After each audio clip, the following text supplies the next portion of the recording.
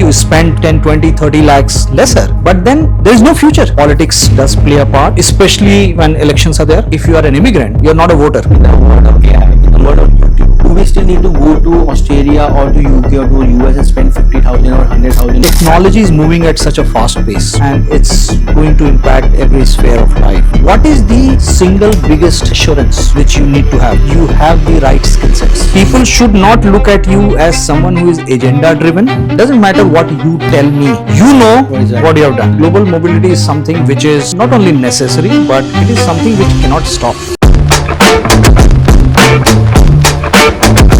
The guest, I got an opportunity to interact with is another stalwart, another very power profile, especially when it comes to Australia destination, Australia education system. Though they are not only big enough in Australia but also other countries, but they're known for Australia. How are you, Piyush? Hello. Thank you so much for coming all the way from Gurgaon. I know it's a different planet. You made it. Thank you so much. My pleasure. So he's a regional director, for IDP. Yes. Am I correct? IDP stands for International Development Program. It used to stand for International Development Program. Okay. So, but now IDP doesn't mean in that sense. There is no. It's not an acronym. It's like a fridge. Yes. It's a fridge for study abroad. Yes. It's nominated like. I mean, at least I planned it. University, student accommodation mean university living. Yeah. So when you're saying study abroad, which is even a bigger niche, is IDP. Yes. Okay. How will you like to define yourself at this stage of your career? So yes, my full name is Piyush Kumar, and I work as regional director for South Asia, Canada, and Latin America. These are the geographies which I kind of head the business for.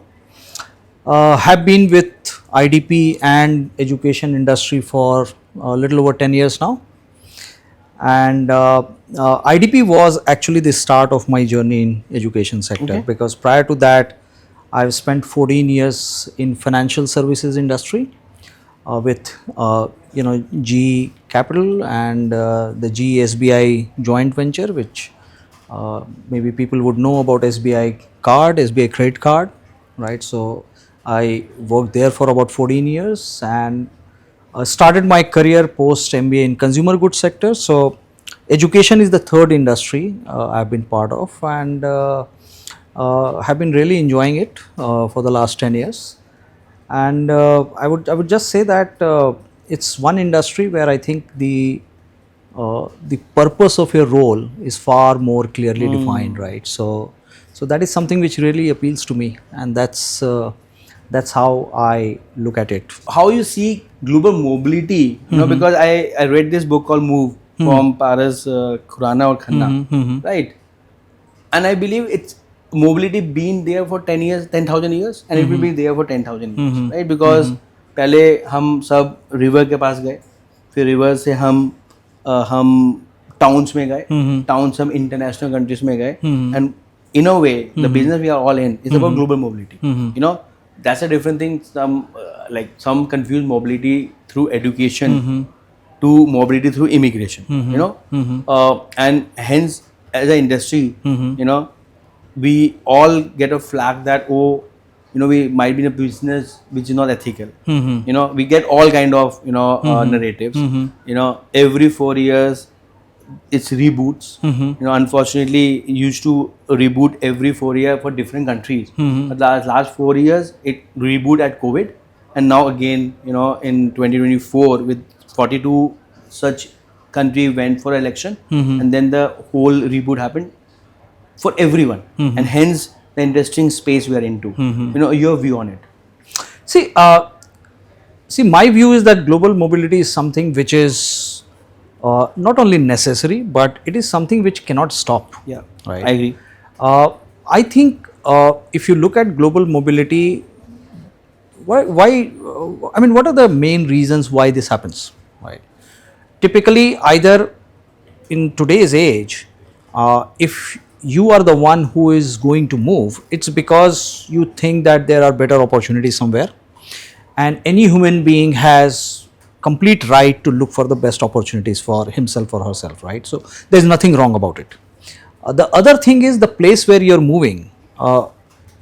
If that place has some needs, they need some skill sets, and they do not have their local population doing that, they would anyways need, somebody else to come and help out. Right. So I think it's very simple demand and supply game. Okay. Now, typically what happens is that unfortunately this is one area which is also a little sensitive because of various reasons. Politics does play a part, especially when elections are there, right? Because if you are an immigrant, you're not a voter typically, right? So politicians would preferably listen to voters. That's a soft target. It is soft target, and politicians would want to listen to voters first. Right? So that is how it is, and I think that global mobility always goes through cycles, right? So last few years there was a boom.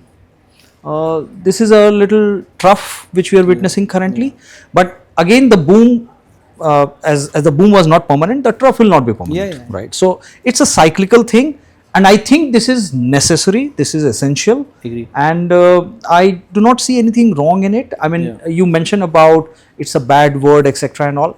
See, in any business, there will be unscrupulous elements, right? There will be you bad look at actors. any business, there will be bad actors, right? And unfortunately, what happens is that because to some extent this is unregulated, the number of bad actors maybe becomes slightly more sometimes, and that gives you a bad name sometimes. But again, I don't think it's correct to. In fact, this is part and parcel, and I don't think it's correct to look at the industry only from that lens. In the world of AI, in the world of YouTube, every company is launching free AI tools and free AI programs and and courses. Do we still need to go to Australia or to UK or to US and spend 50,000 or 100,000 US dollar and spend 2 years or 4 years of their life, to probably study something which might be outdated, might be, or to spend so much, which probably they will burden for next 5, 10, 15 years, right? What's your view on that?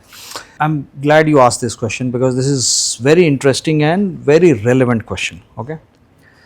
My view is, I would say, pretty clear on this one.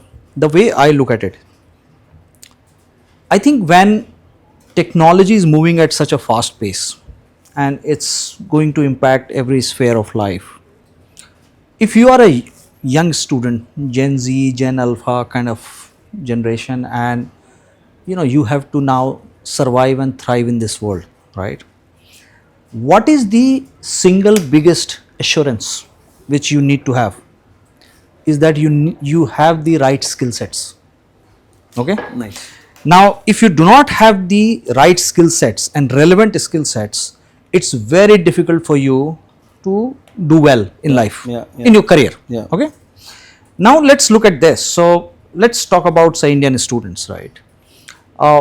Where do you get these skill sets from? You need, obviously, quality teachers, quality institutions, right? Nice. Cutting edge infrastructure, all those things in place, which give you that exposure, which gives you that knowledge, right? Now, how many such institutions are there in our country, for example, right?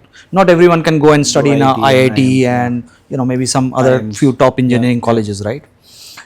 Then what happens? You talk about ROI. I think the biggest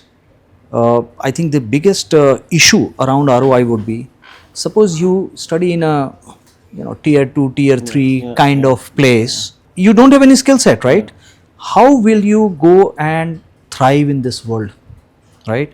Maybe you spend maybe 10, 20, 30 lakhs lesser, but then there is no future, right?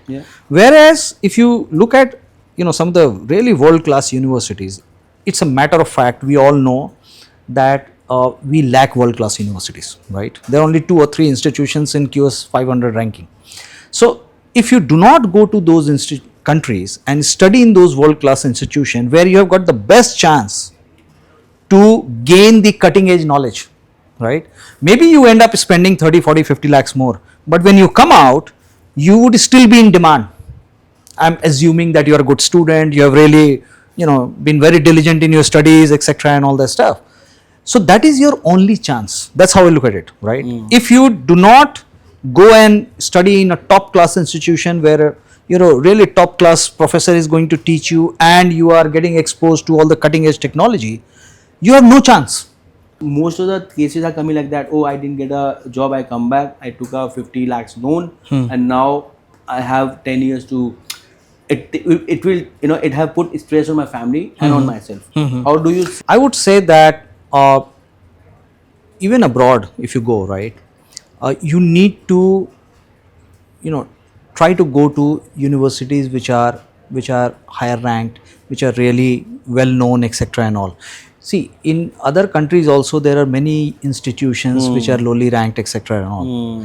Now, just studying abroad doesn't mean that you're guaranteed a quality education. You won't get a red carpet. Okay, for sure.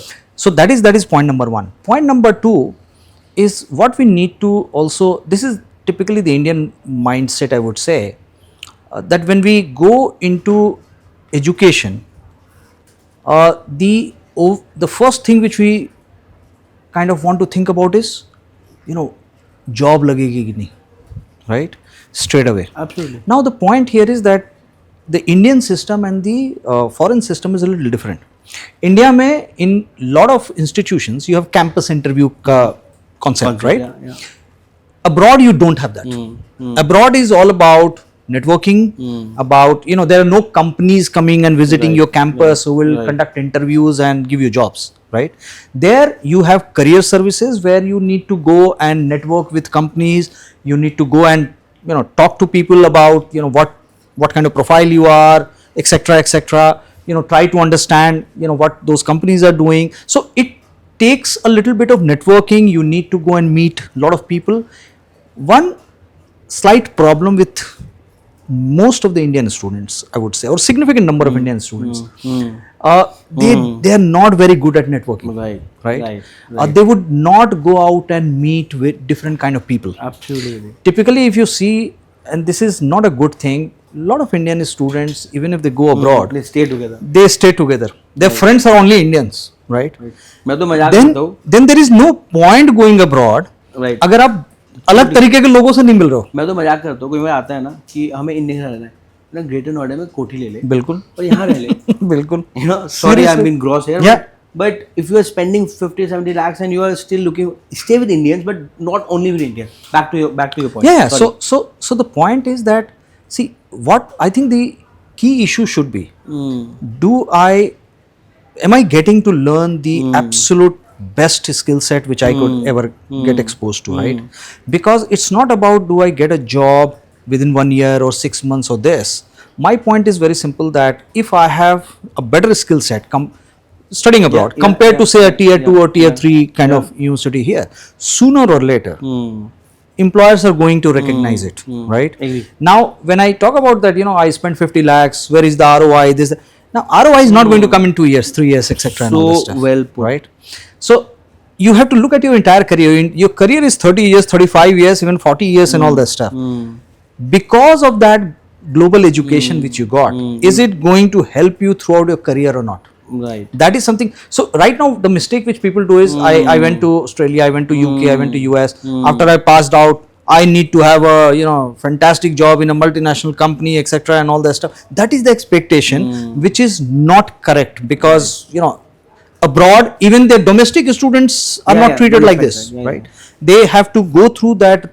They have to make that effort. But देखो ना Piyush, domestic student 4 time दे भी तो नहीं रहा पे. 10 साल 14 साल ये तो जमाने चले गए. आज की जनरेशन जी तो मैं आज आए हो, मुझे 2 साल में CEO बना दो. What do you have to say for them? Yeah, so in fact, before I answer that, I just wanted to put one more point there, right? See, students are also of two categories. One who genuinely want to go and study and get the best possible education, which sets them up for their future career. The second one is who wants to use education to go to a particular country. They're not really concerned about education. They just want to land there and do something so that they survive there, right? And these are the typical immigrants who are using this route. Right. Frankly, I mean, it's correct, true, right? Yeah. And when you are not really focused on education, you went there, you don't even attend classes, you are happy even if you're driving a Uber there, etc. and all. Those category of people, if people look at them and say, oh, you know what, see, They're this taking guy jobs. did not take a, no, if the guy did not get a job, he is driving a Uber, he is working in a restaurant, etc. and all.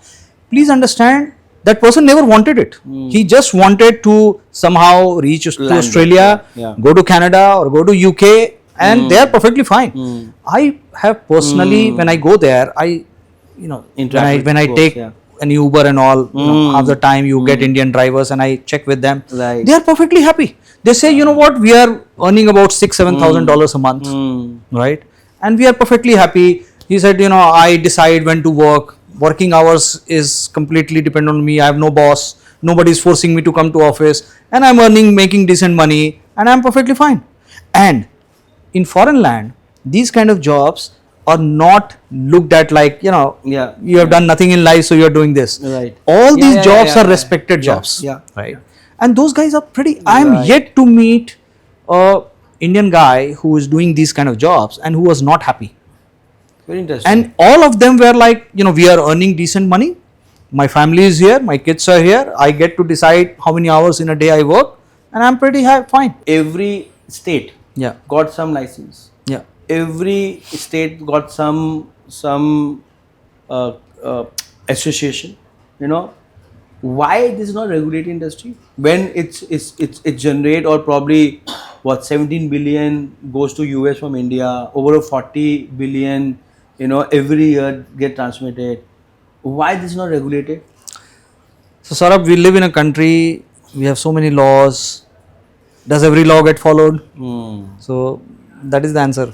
So, it's not just because you have a regulation and you have a law, doesn't mean things will happen. 135 billion came, as a remittance. And so I was talking to someone in US, who was pro-Trump, and they're like, an Indian, they're like, what wrong he's been doing? He's doing absolutely fine. I'm like, you are saying this because you already have a green card. If you would have not a green card, then your stand will be. So every narrative, every stand everyone suits themselves. You mentioned about ranking, and I've been hearing a lot about like studying higher rank. QS 500 just released, and THE, ranking. How important is ranking? And is ranking the right way to shortlist university? See, IDP just did one of the largest surveys. We normally do a survey very regularly. It is called Emerging Futures. So the latest one report just came out, and yesterday I was actually presenting it to over 200 universities here in India, and there was a section on Indian students. Right, the single biggest factor for Indian students to choose a particular institution is the ranking. Now, this is debatable. Okay. Now, there are people who say, oh, you know what, universities manage ranking, this, that, and all. I don't know. But the point is, there is a reason why MIT is number one. There is a reason why Harvard is and Stanfords of the world are, number two, number three, whatever, right? So, are the rankings getting it completely wrong? I don't think so. Right? There's some method to it. There is some method to it, and they're pretty transparent in terms of what method they're using. Now, maybe their method is not foolproof, etc. That is debatable. But if between you and I, for example, if we have to look at and choose a program, right? What other criteria do you have, right? It's not that a good metric. It's a good metric to start with, right? And then there are other ways, but I would say rankings to a large extent do give you a very good indication about the quality of the university. They should not be the only criteria one should look at, but I think I would still say that rankings do play a major part. What are the ways one parent or a student should, or an education counselor should help student with these parameters? Course first, country first, university first, fees first, weather first, or what are the combinations you suggest? Okay, so I'll tell you what. This is there's no one size fits all.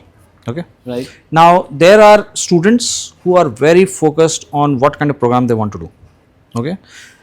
They are the ones who would go and research the course content, etc. and all. and first they look at the course content, the faculty profile, etc. Then they decide, okay, which university, and then whichever country it falls in, this, etc. and all that stuff, right? There are students who are not really bothered about course, etc. and all. They say, I want to go to the US, I want to go to the UK. They may have some different reasons. Now I've decided on the country. Now this is my profile, which university can I go to? Or maybe I want to go to the UK, but I want universities only in London, right? People also go like that, right? There are people who are very clear about, say for example, that I would prefer going to UK, but this is my budget. Now if possible, please send me to give me options for UK. Else, this is my budget. If I can't go to UK, but I definitely want to go for international education, so which is the other country, etc. and all. That's how it goes. It all depends on, there are various factors, right? When my son was looking for his undergrad, initially he was pretty focused that he wants to go to IIT and all that stuff, and he was also very clear he only wants to study computer science. Okay, so he was, because he was very focused on IIT, he did not give any SAT, etc. and all for going abroad and all. And it was the COVID period. So all of a sudden I realized that a lot of these universities have waived off SAT in 2021 because COVID was not allowing the exams to get conducted and all. Right. So at the last moment I told him, why don't you apply and see what happens, right? So just before his JEE Advanced and etc. and all that stuff. So he somehow applied to 2, 3, 4 universities, and he got into a couple of them. I remember he got into University of Manchester, but he also got into IIT. I mean, he cracked JEE, but because his rank was a little further, he was not getting computer science, and he was very focused that I only want to study computer science. Doesn't matter even if it means I don't go to IIT. That's fine. I can't go to IIT and study civil engineering. He was very clear, right? So I did try to tell him, not influence, but did try to kind of check with him. Are you sure? See, IIT has a brand, etc. and all that stuff. He was like, no point. I mean, I will not do well there if I don't study computer science and study any other subject. So then, because he had pretty good performance in JEE mains and all that stuff, so he went to Triple IT Hyderabad and did his computer science, etc. Now he said, for masters I obviously want to go abroad, and he was very focused on the course content, what he wants to do, right? And he decided which universities he wants to apply basis the course content and basis the profile of the faculty members. Very nice. Right? And it was not that, oh, this university is ranked like this, so I want only to focus on this, etc., etc., and all, right? So, finally he's going to Cambridge this September, and it was very clear that it is only what kind of professors and what program is there, which he is going to do, because he was clear that, so he is into AI research and all, so within AI research, this is the segment of AI research which I want to specialize in. Very nice. Right? So there are students who are also like this. Right. There are students who will say, I want to go to Canada, doesn't matter which program, right. I want to go, and I'll manage. Do you believe in luck? Do you believe in fortune? I think so, absolutely. Yeah. And I'll tell you, there is a very good book which Malcolm Gladwell had written called Outliers. And he actually, it's a fantastic book. It tells you your place of birth and your year of birth plays a very big role in what you're going to become. So true. Right. So, I mean, that's a fantastic book. So, definitely, luck plays a role. Maybe when you're born plays a role. So, he actually gives you this example, and this is very true. I mean, if you go and ask any teachers.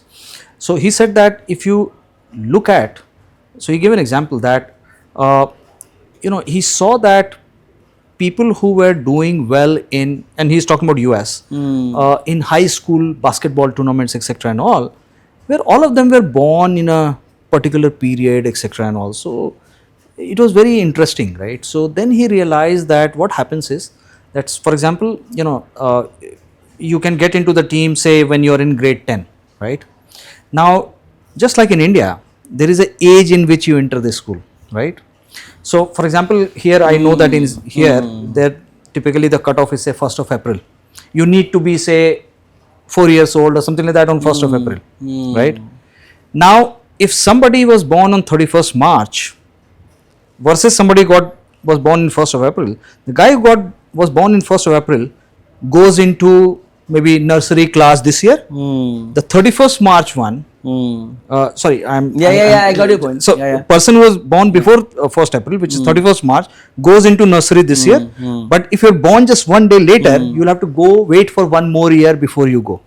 But what happens is that the person who was born on 1st of April, when he went to nursery, he was a year older compared to other children who were born in March or February or this.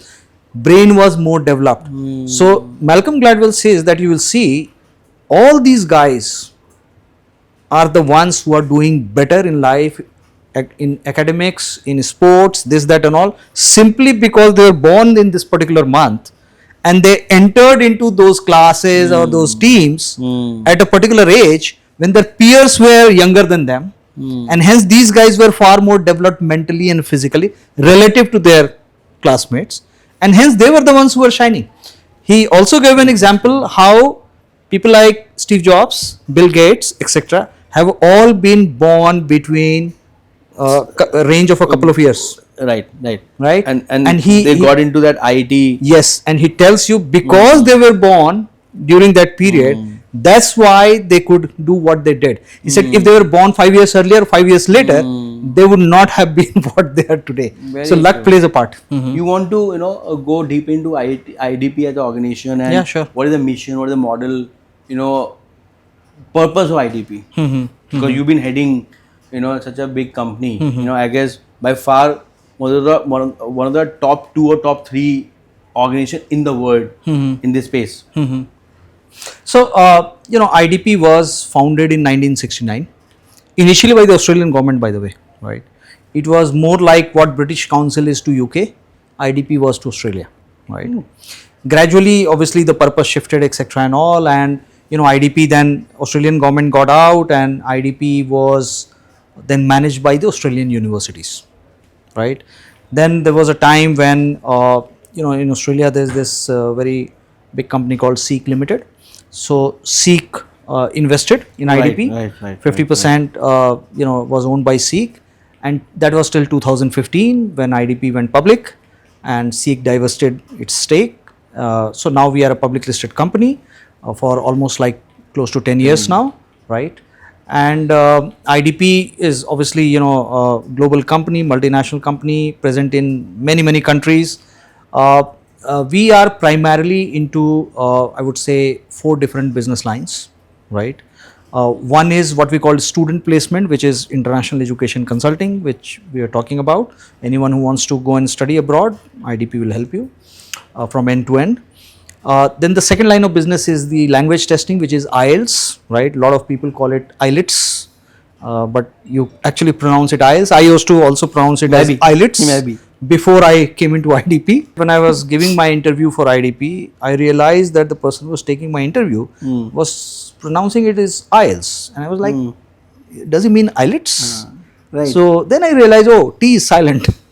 Right. So IELTS is the second one, where we are the co-owner of IELTS along with British Council and Cambridge, and we administer this test in more than 60 countries. Then the third line of business, which is only in a couple of countries in Southeast Asia, is English language teaching. Is there in Vietnam and Cambodia. And the fourth is where what we call managed digital services, where we provide digital insights to universities across the world, right? So any university which wants insight into how they are doing, which are the, how should their recruitment strategy be, etc. and all, we generate a lot of data driven insight report, etc. So that is a service which we give to the universities. So this is what we do. In India, IDP came in 1995, so we are almost like 30 years in India. Now we are very big in India, right? So we would be in India, you're the biggest by number, by oh yeah, I think we would be at least 4 to 5 times bigger than any other competitor, right? So we have offices in 63 cities, almost 77 offices, right? And we provide the services to all the students who want to study abroad. We conduct IELTS test, so we conduct the test in more than 70 cities across India. So these are the two business lines which we have in India. We don't have the third and fourth business line.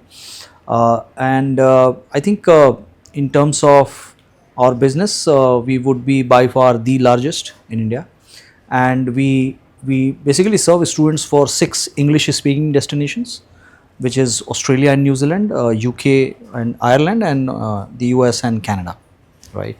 And in all these 6 destinations, we would be the largest player in all the 6 destinations. If IDP is the largest, and they have so much of data, and they are opening branches, there might be some thesis. What is that? What is that your thesis on? Very interesting. So it's not that we are only brick and mortar player, right? So we have a very simple concept, right? I don't want to force my customer that you choose this method or that method. I don't want to force a customer that you need to come and visit me every time to my office, right? And I don't want to force a customer that, you know what, you can only talk to me over phone or on Zoom or Teams or whatever this, right? We are very clear. As a customer, you have the choice. You want to come to my office? Welcome. We have big offices. Come and let's talk face to face. A lot of times you may not want to come, right? Every single physical office has a corresponding virtual office. Okay? And our virtual office is not like, just go on Teams or something like that, right? If you log into my virtual office, the first screen is you will say the background is of a reception, and there is one person who is actually Same person who is at front desk. Wow. And they will ask you, okay, who do you want to meet, etc., and all, and whatever details they want to capture, they will capture there. And then you can go and meet your counselor one-on-one in a separate breakout room, right? So when we launch this, and we still say that you get all these services, exactly same services in my virtual office as you get in the physical office. There are only 2 things missing. There's in the virtual office, there is no cafeteria, there is no washroom. That's about it. Once you have a physical office, and you are saying for same branch you have a virtual office. Yes. So let's say I am a counselor, I'm sitting in my office on my branch. How will I switch to virtual and physical if I'm getting a call, if I'm a virtual, and then there's someone who's walking? As a counselor, who should I give preference to? No, so it's like this. You are sitting with, suppose you are a counselor, I am a student, you are sitting with me, right? And for example, this gentleman can walk either physically or virtually. Right. Ultimately, you will first finish dealing with me before going. How does it matter whether you deal with him physically or virtually? Okay. For example, if you come virtually and you say that I want to, meet with Saurabh, for example, if I come and say I want to meet with Saurabh, the person at the reception will check and say, Saurabh is currently busy with a student. Would you want to wait for 5-10 minutes?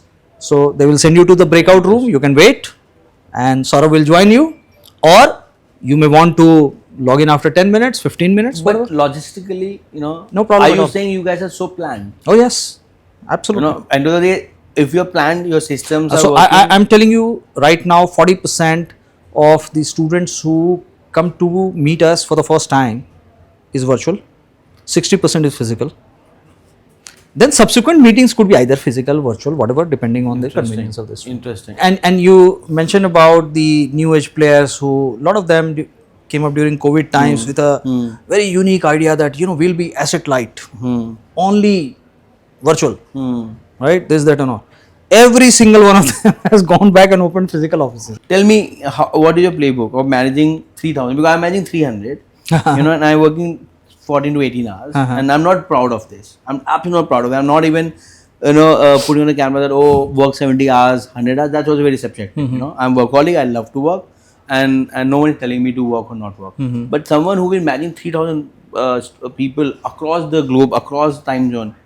Tell me, your leadership style and your playbook, if you're okay. Yeah, sure. Wow. See, Well, when I started, obviously it was not that big. I joined IDP in 2000, March 2015, right? And it was a much smaller company at that point of time. And क्या size होगा? so Whatever we had metrics you want about to take. close to about 500 people, Okay. right? And So you're talking about IDP your regions or Yeah. globally, all the countries, all the no, I'm provinces? talking about Your regions. Yeah, yeah. You know, which was So- mainly India. at that point of time, India, because other countries were opened little later. Then it gradually started growing, and we obviously went very aggressive for growth, etc. and all. And we kept on adding people. We kept on, making those structures to manage those people, right? So a couple of things are very important. That it's easy to manage 5 people, much difficult to manage 50, even more difficult to manage 500. So you need to have structures in place. Number one, right? So when you are expanding, you need to have a very clear line of sight. How will the structure happen, right?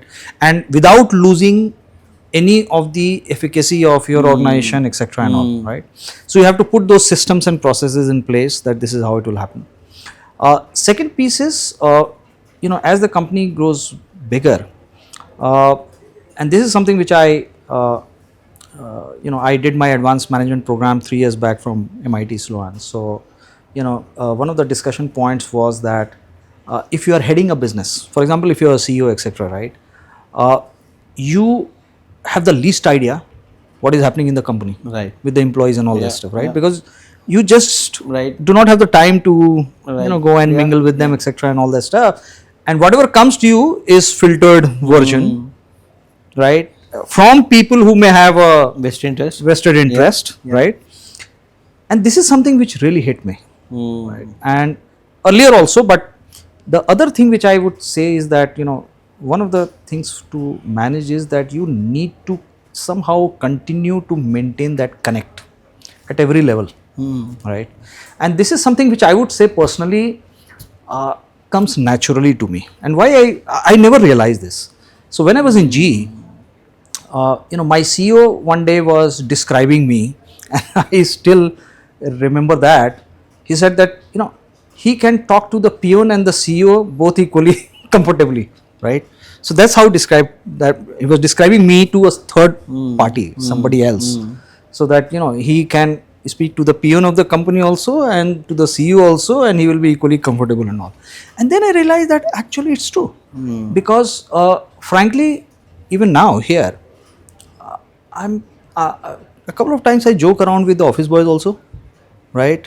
And obviously with the most senior people also, right? So I'm equally comfortable, because hence what I think is that the genuine personality helps you, the authentic leadership helps you. People should not look at you as someone who is agenda driven, right? People should trust you that whatever you are doing is for the benefit of the organization, and hence for them. That trust factor, building that trust factor is very important. And hence the earlier point which I said, you need to maintain that connect, so that you are able to communicate directly at times, right? Just to give you an analogy, when Twitter or X was not there, right, you were reliant on news channels and newspapers who may have their own vested interest, etc. Agendas. Now all of a sudden, look at Prime Minister Modi, doesn't really give any interviews, but he has this X account handle which has got millions of followers, right? So whatever he wants to say, he can directly reach out to them. He doesn't need any medium, right? So similarly, I personally believe that, no matter how high you go, you need to have some kind of connect, that coffee filter chat with even the junior most people, and that is something which will always help you in managing, whether it's 300, 500, because a lot of times you get to hear those things. I told you about authentic leadership, etc.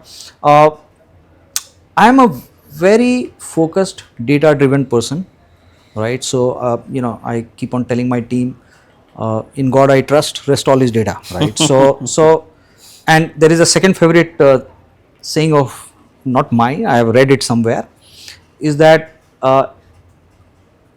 if you have data, let's discuss.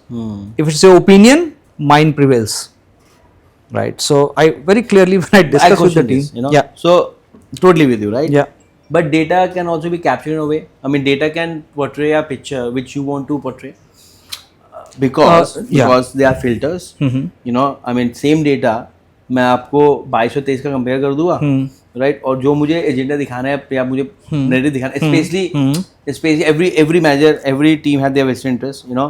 So there was a time in our company wherein everything was green, numbers हो रहे हैं, हर चीज incentive कमा रहे लोग, but हम 70% ही target का achieve कर रहे हैं. And then we are like, are this stress targets? No. Are these market slow? No. You know, is are we saturated? No. Then I am like, सब कुछ टिक टिक टिक हो रहा है, बट हम 70% कर रहे हैं. तो देन आई लाइक, क्या हमें मैनेजमेंट को और लीडर्स को आदत हो गई थी सब कुछ ग्रीन दिखाने की. यू नो, सब कुछ अच्छा दिखा रहे हैं, right? And then I like कि अच्छा डेटा तो फिर मतलब आप कौन से फिल्टर लगा दोगे बीआई में और कैसे वैसे दिखने लग जाएगा. नहीं, so I'll tell you what, it also then you need to define your metrics well, because there are, you need to be very clear that when I'm talking about data, I want data only for these metrics which are important for me, right? And I want it to be compared in this way. So you predefine it very clearly. Only these metrics I'm going to look at, and this is what I want the comparison to look like. Now you can't play with, you know, unless until you fudge the data, you can't do anything about that, right? That is something which, that is the fourth point. And fifth is Very interesting. you know, this is one thing which I genuinely believe in, and which I think has helped me do well in my career so far, is that I always say that let's just look at the opportunities. That's the only thing which I look at. I'm not concerned about budget, target, growth over last year, this, that, etc. and all. What is the opportunity, and what part of that opportunity is currently with me? And hence, the part which is not with me, why are these people not with me? So, have my competitors got something which I don't have? What exactly could be the reason? And I genuinely discuss this with the team, that why is a student going to that company? I mean, what happened? I mean, either they have not heard about me, so there is an action item, or they've heard about me but they did not prefer me, action item, or they actually came and met me but did not return, action item, right? Something is wrong somewhere. That is why that person did not choose me, right? And I don't care if I grew by 50% or 80% or something like that. If I am only 10% of the market, I am very focused. What is happening on that 90%, right? That is the only thing I am focused about. Very interesting. Right? And that is the only thing I discuss with my team. That how do I bring this 90 down to 85, then to 80, then to 75? What needs to be done? I encourage my team, let's go and talk to students. I mean, what happened? Why didn't you come back? Right? So, you know, I'll tell you, if you ever come to IDP office, you see every IDP office has 2 iPads at the reception on either side, right? One is where you come and you enter your details. So it goes into my CRM, data capture, etc. and all. Second is, after you have done your meetings, etc., you're going out, we want you to just tell me, how was your experience? One simple question. How was your experience today? Today. Delighted, or it was okay, or not good? Anything which is not delighted, the moment you click on that, it goes to the office manager of that concerned office, real time pop up, email will pop up. Saurabh Arora actually was not delighted today. Now, Saurabh may come 10 times, but today you have given me not delighted. So, it is the job of the office manager that very day, he needs to connect with you. What should we do different? What happened? I do not want somebody to send you a survey after 10 days, etc. etc. I want, you are walking out of my office, before you reach home, somebody should call, what happened? What did we do wrong? Can I set it right? You please tell me.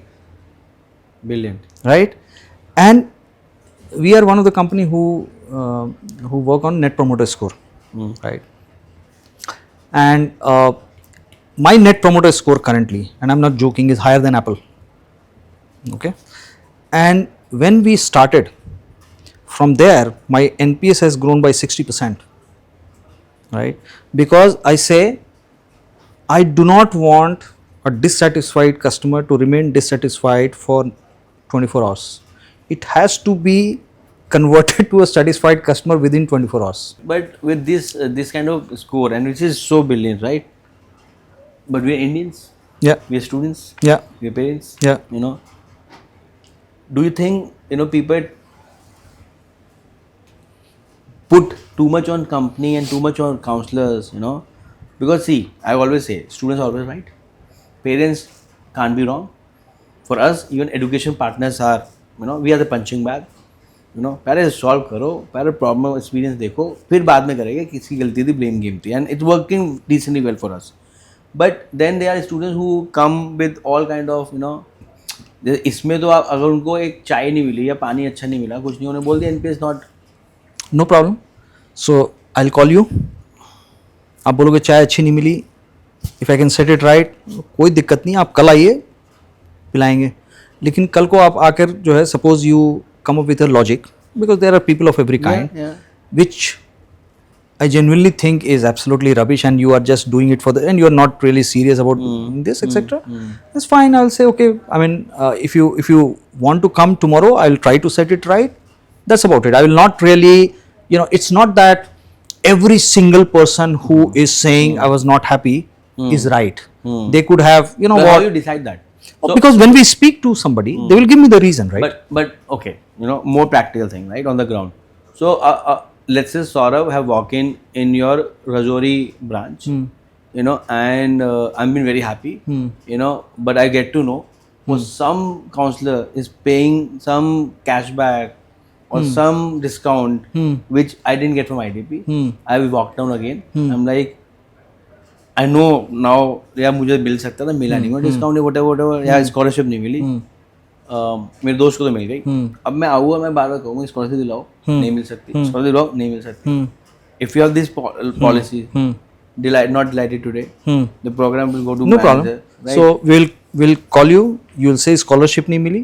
I will go back and make an honest effort to check that did we miss out somewhere, or was your profile not good enough to not get scholars, and I will very transparently convey to you that this is what we. अगर आपने, आपकी team ने like error कर दिया, human है, कोई भी कर सकता है, देन हाउ विल, लाइक मुझे स्कॉलरशिप नहीं मिली, राइट? अब आपके पास तो बहुत सारे स्टूडेंट आते हैं, मैं तो एक ही बार जा रहा हूँ, how will you compensate or rectify or fix it this? No, so again I'll tell you this. I mean, जहाँ पर human error होता है या कभी ऐसे है, see, lot of times we are able to set it right because we discover it fast before Very it's too important. late. Yes. Number Yes. one, right? So that helps us because if I go back to the university and present the genuine case, because we are pretty fast, lot of times they listen to us. Okay. The second piece is that if, for example, your profile is not good enough to get a scholarship, but you have unrealistic expectation, I'll very transparently say that, see, your friend got it, but this is the difference between you and your friend. I will make an honest attempt. I will, speak to the university or this, that, I will mark you a copy, etc. and all, and you will see that my effort was very honest. And if you still don't like me, that's fine. It's not that, We are the only one. No, it's not that. No. So I don't look like this. I say, even in NPS, right, there will be 5, 7, 8% detractors. That's fine. Fair bit. As long as I have 80% supporters. Fair bit. That's fair all bit. No, fair bit. Absolutely fair bit. Someone like you, who've been interacting with universities and policymakers and embassies every day and across at least in 6 countries, right? What is the current scenario and what do you think? I mean, are we in consolidator mode as an industry? Is the market go further down or we will bounce back?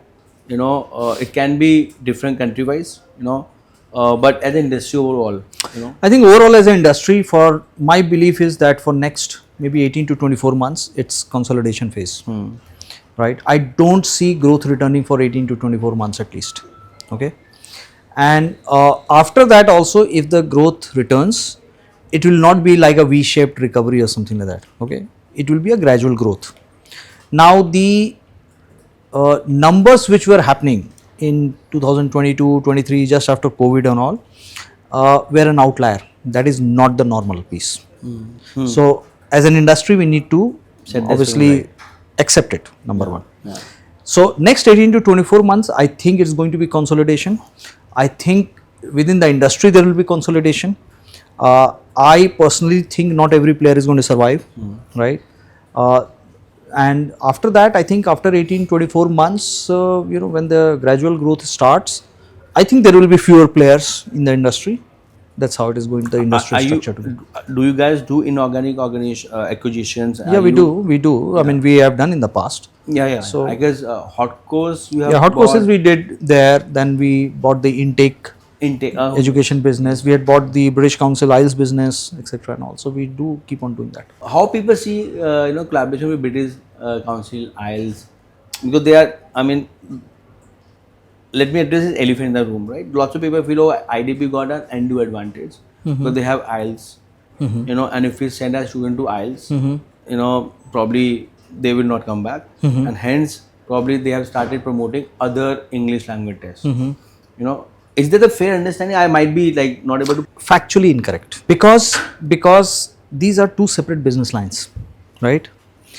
These are two separate teams, right? The same person is not doing both the business. It's very separate team, separate database, separate database. Even the test centers are not within the same IDP premises and all that stuff. So it is as separate as it could be. Okay. Not only that, in IELTS we work with a lot of what we call referral partners, who are these IELTS coaching institutes, etc. and all that stuff. We have more than 3,000 of them, and we have been working with them for ages.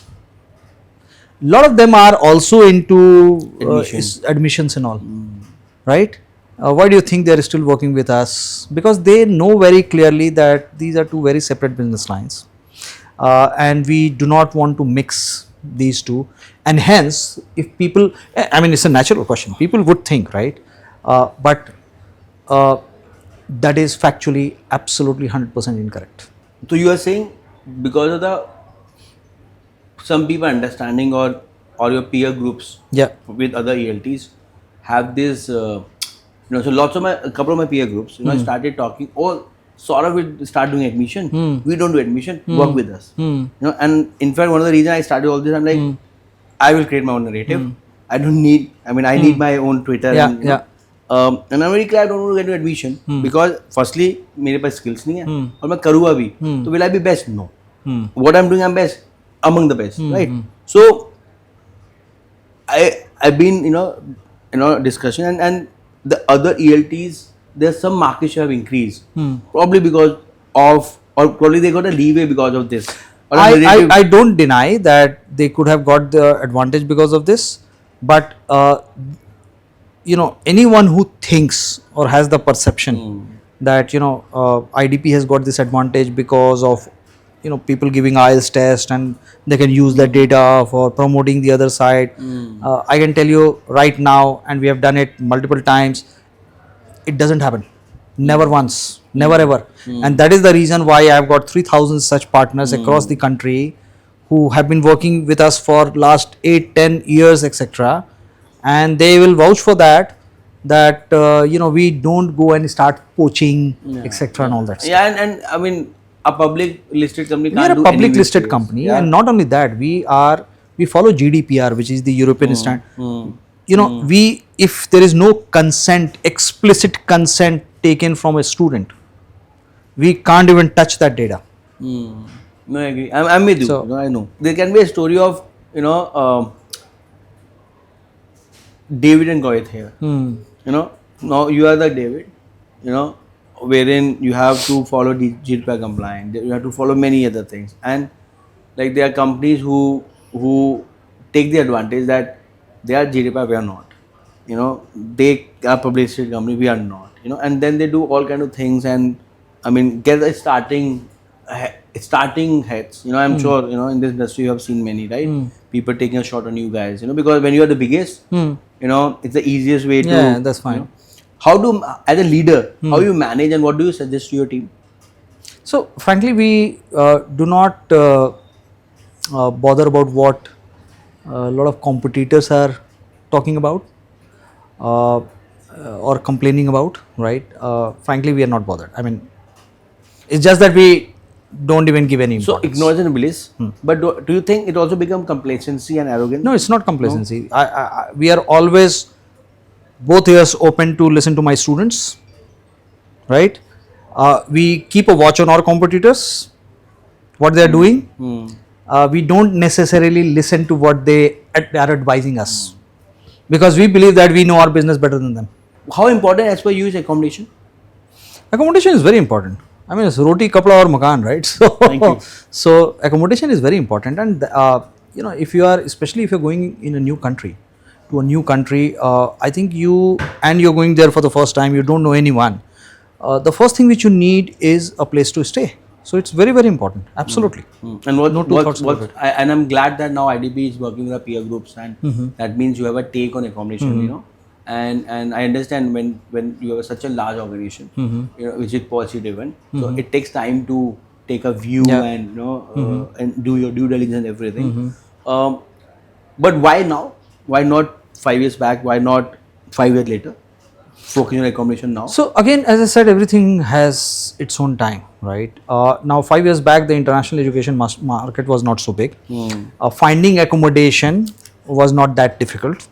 Last 5-6 years, because of the large influx of people going abroad, in all those countries, housing has become Crisis a or crisis, issue. problem area, right? Issue, yeah. So it's not that easy to find a house for an international student anymore, and hence there is going to be a demand, right, for this service. Maybe 5, 6, 7 years back, there was no demand for this service because it was so easily available. Why would somebody want to take help from someone if you can do it on your own, right? So that's how it is. I didn't get my housing. I was stupid.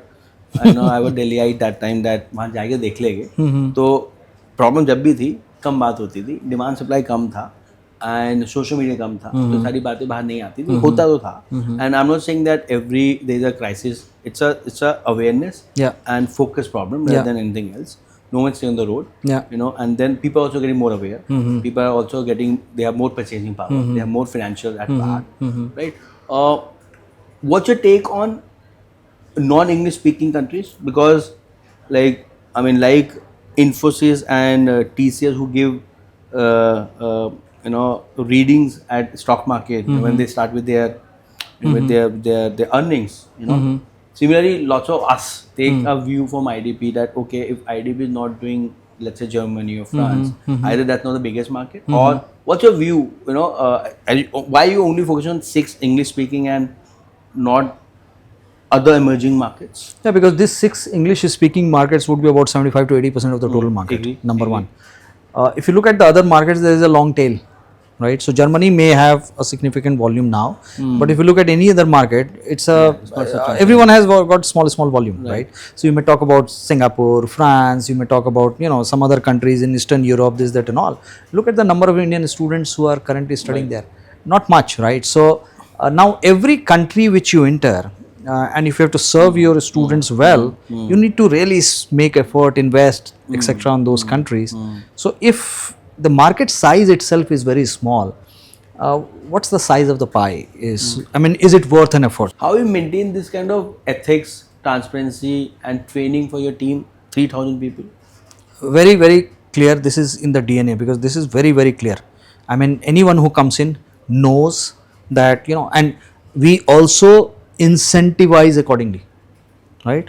So I incentivize a lot of it also basis how many students have you served, right?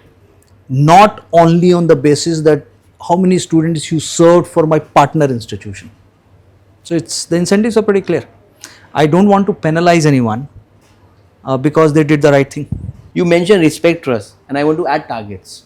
You know, you are a salesperson, you are a business leader, right? You have big P&L too. You know, how you maintain respect, trust, and targets? Because as a leader, I struggle most of the time. Either I able to push for targets and then probably get into a trajectory which probably people don't like it, because you know at time you can't keep everyone happy, and especially I believe my biggest responsibility is as a CEO is to my stakeholders, which are just not investors, which are just not people, which are not just not management, but everyone. If company grows, मैं कहता हूँ घर पे पैसा आता है ना, तो सारे ऐप छप जाते हैं. जब पैसा आना बंद होता है तो सारे ऐप ब्लेम गेमिंग शुरू हो जाते हैं. How you manage that? No, so one thing is very clear that we are a company who always value excellence. Okay, when I talk about culture and people are happy, this that, it's not because I will say, oh, don't worry, आधा काम करो आज, doesn't matter whether you hit your target, not this, that, etc. What I am very clear message to everyone is that we prefer meritocracy and we prefer excellence. Okay, and our only goal is to serve my customers and be obsessed with my customer needs. These are the things where we don't compromise, right? I want everyone to be giving their 100% without even getting questioned about it. That, if you find sometimes there are people who are not giving 100%, they are not the right fit. As simple. So it's not about that you need to hit this target, anyhow. Doesn't matter anyhow, etc. and all. We are like, you need to give 100%. The effort cannot lack. If I am your manager and I see you giving 100% and still somehow I feel the results are not coming, then it is my job to work with you to see that how come, what is going wrong, that in spite of your effort, then that's my role, right? Similarly, if I am not doing something, it is my manager's role to come and help me. But what I would ask from an employee is 100% dedication to serve the customer needs. There we and this value of excellence, right? You need to be proud of your work. That's all. I generally tell people, you need to be proud of your work. As simple. And doesn't matter what you tell me. You know what is right, what you have done. Totally agree. Totally agree. And on that note, we go to a last segment, which is rapid fire, and hamper. Although we have taken this from Karam with coffee, but hamper. We can get you a good coffee. So, one recent policy change that gave you a real headache. Well, the recent one is that the US visa interview slots are yet to open, and we have I would say a couple of thousand students waiting, and they keep on asking us what's going to happen, etc. And unfortunately, there's nothing we can do but wait. And that means their people must be moving to some other country, or they are deferring for next year. I mean, a lot of people are very focused on going to the US, so they would defer. But it's it's a little disappointing to see all those guys all the students have done so much hard work. They got admission into really good institutions. Everything has been done, and they are. I believe it's gonna open after 10 July, after this free treatment happens. That is what now everybody is saying. Yeah. The point is that the visa interview slots have opened for Nepal and Bangladesh, not for India. So I can also only think of one hypothesis, that maybe 9 July is the trade deadline, etc. Maybe some negotiation, etc. This is what I've been told, and probably that's a new hook and hopes. So let's hope so. A data insight from IDP that completely surprised you. So it's about the male-female ratio in terms of people who are looking for higher education. It's almost a dead heat. So I would have typically thought that maybe more male population would be, more boys would be looking at, but it's almost equal distribution. मेरे housing में female ज़्यादा है for the obvious reason, and I was not surprised, but interesting. Most underrated skill a modern counselor needs in this AI era.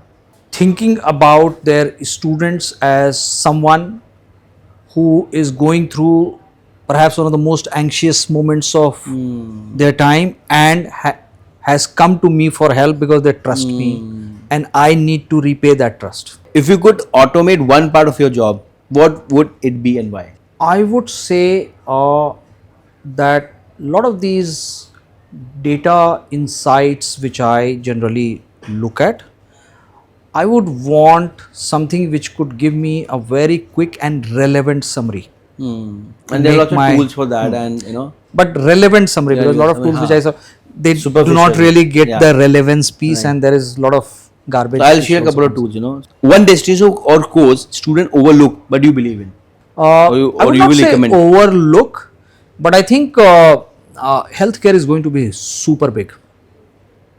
right? So while there are Agree. people who have started looking at healthcare and all, but this is one which I think is going to be very, very big. Agree. What's one country that will dominate international education in the next 5 years? Dominate.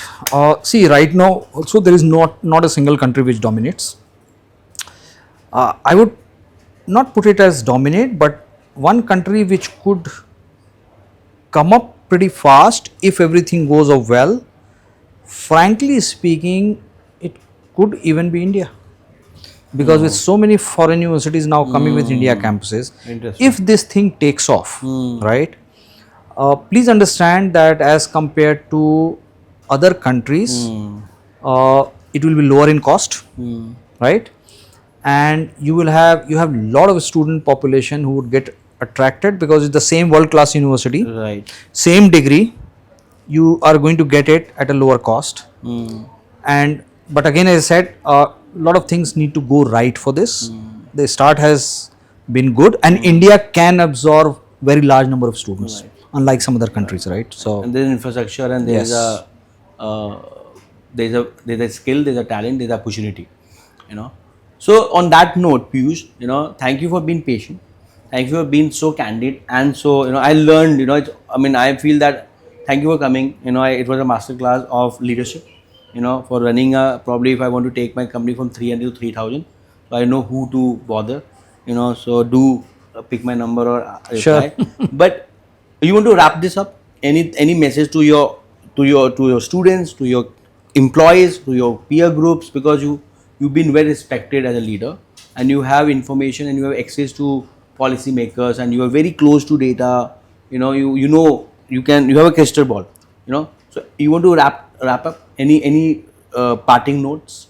So I'll tell the students first that while we do hear and see a lot of policies which are not very student friendly, but I would actually tell you that do not get deterred by that. This is perhaps the most important time to go and get the best possible education. The way the world is changing, you need to have the best possible skill sets which only a world class education can give. So I would say double down on international education, don't hold back. To my peers, I think the industry is going through tough times, and just keep on believing on the larger purpose, and everything which goes up sometimes comes down and again goes up. So this is a cycle.